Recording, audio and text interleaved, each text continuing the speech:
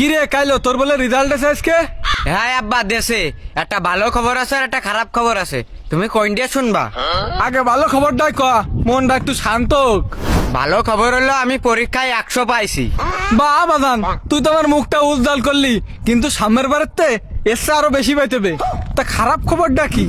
খারাপ খবরটা হলো যে 11টা সাবজেক্ট মিলে আমি 100 পাইছি। কি তোর পড়াশোনা রে এই হাল? আচ্ছা, আমি তোর একটা ধাঁধা ধরি।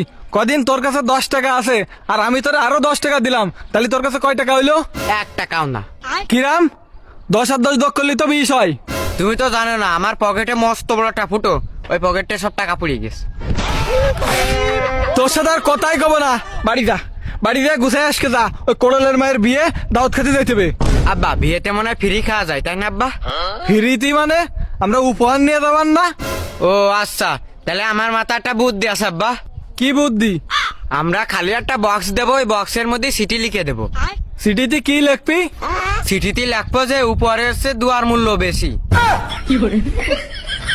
তুই কি আমার সাবাল নাকি কোনো কিপটে বুতির বংশধর? কি আব্বা, রাগ করলা? না, রাগ করিনি। তা তোর মা যে কলে তুই ফোনে কার সাথে চ্যাট করিস সব সময়, কার সাথে চ্যাট করিস? না আব্বা, ওই একটা সেমরির সাথে কথা কছিলাম, তো ওই সেমরি আমারে কচ্ছে কি যে আমি তোমারে অনেক ভালোবাসি।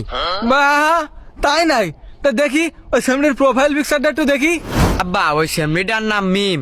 আর একটা অদ্ভুত কথা জানো? কি? ওই সেমরিটার প্রোফাইল পিকচার আর আমার মার প্রোফাইল পিকচার দুটোই সেম। মানে? মানে কি তা জানি নে। ওই সেমরি আবার মেসেজ দিয়েছে কি তুই আজকে বাড়ি আয়, তোর কপাল আজকে জাটার বাড়ি আছে।